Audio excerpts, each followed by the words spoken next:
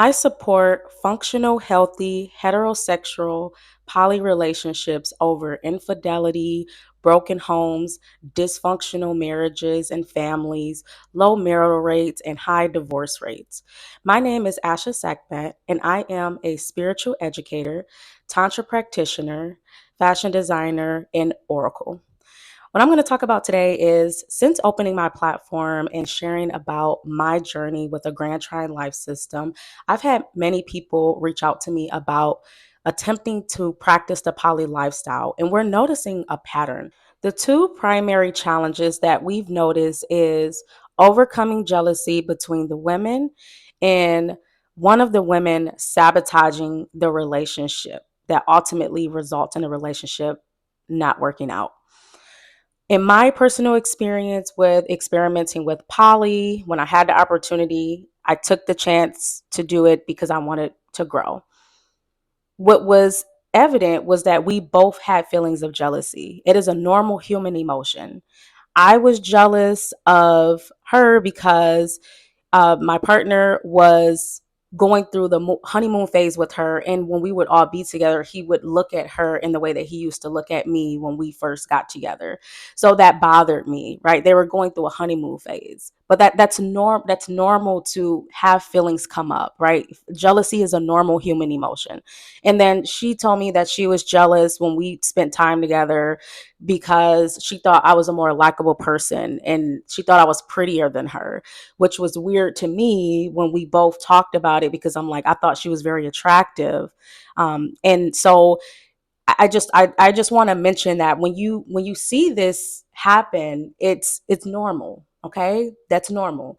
And also the main thing is just not to allow it to consume you. Just get over it, talk about it, and move on. And so the main thing was it was apparent when me and her spent the first time just me and her without the man we were with, it was apparent that we did not like each other. And we both said after the experience, I'm glad that we had this experience together. I'm glad it happened because it just came up. It was apparent we're both having sex with the same man. We both want his time and attention, and we both love him. So there's conflict there.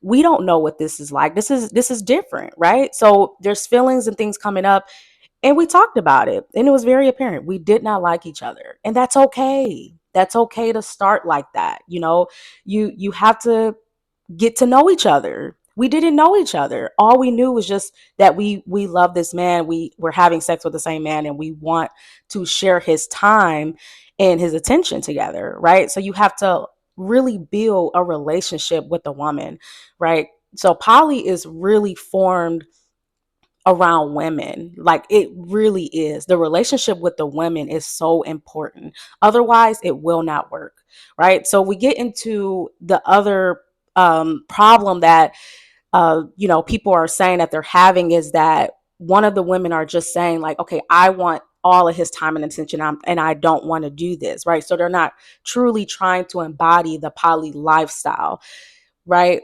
So I can tell you for a fact, this came to me from spirit, was the reason that women are sabotaging the relationship when you try to bring in as a couple is because, one, you're fighting the Western parasite in the woman. A woman is her environment. So you're fighting that in her. The Western parasite is a possessive society, right? We're taught to possess our mates, people. It is very unnatural. You're fighting that in her, right? Two is, in today's time, for a woman to transition from a very individualistic lifestyle to practicing poly, she's going to have a fear of losing her freedom. I had that. I know what that's like. My sister that I went through the experimentation with, she had that. It's a deep inner feeling, right? Because it's a transition. It is, because it is a different lifestyle. You have to now move in unity and as a unit with a real family. The way that we have the strict possessive monogamous families in the US, it's very individualistic, right? That's why I say it's not family. Those are not truly families. Okay, so I just want to say, having those open conversations really help you be authentic. That's the whole point of living a heterosexual functional poly lifestyle, is that you can be authentically who you are and say what you are, right? That's the reality. So if we also get into briefly, I wanted to just say what I learned from that experience. So after experimenting with poly, I formally read the book We Want for Our Sisters, What We Want for Ourselves. I went through womanhood initiations to complete my womanhood development, and I reflected back on the experience. So the things that I learned is that me and her had more similarities than we had differences. We were both two young African American women in our young 20s. We were both going through a natural hair phase. We were using the same hair products. And even on a more intimate level, we both enjoyed learning in like school. We both had the same degrees. We both had our background in biology, neuroscience. We both wanted to pursue neurology. We were heavy nerds on a pre-med track. And actually, even our mate, we were all actually on biology and neurology. Like that was our thing. And we connected on a very like nerdy level, which I loved about her. I loved that she was super nerdy. We could have very deep and intimate conversations.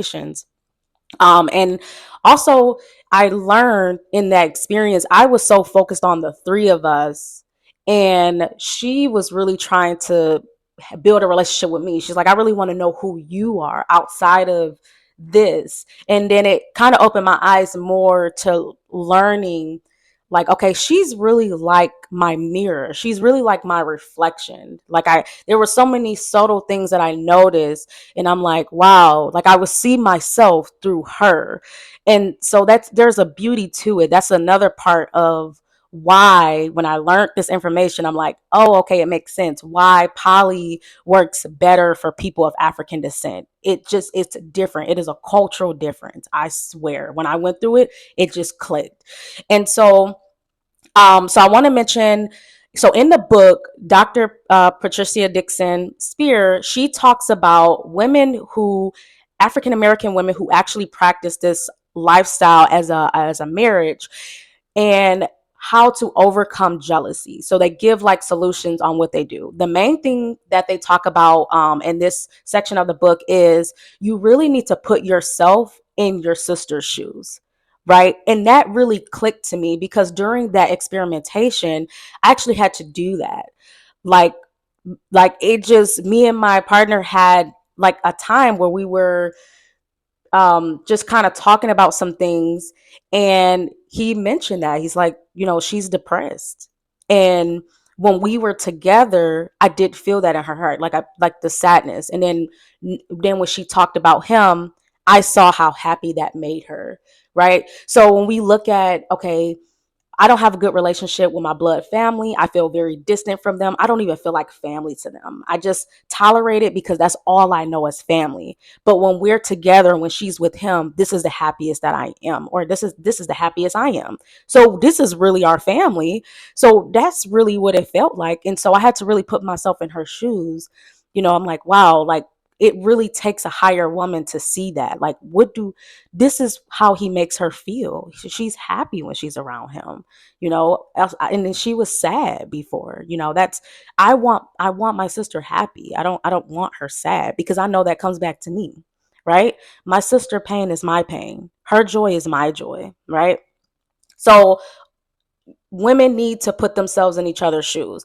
So this is kind of like some of the sayings that they say, oh, just grow up, not being selfish, and there's nothing wrong with me or something that I did or lacking. And I think this one is a very important part too, where she talks about the man, husband not discussing, the relationship with each of the sister wives, which can look different, of course, with different poly unions. But she just mentioned this because women can start to overthink, like, oh, he did that for her, but he didn't do that for me. So, does he have a favorite? Like, we'll start overthinking. But in reality, like they were saying in the book, it's like women just need to understand that they have different needs and to not compare, right?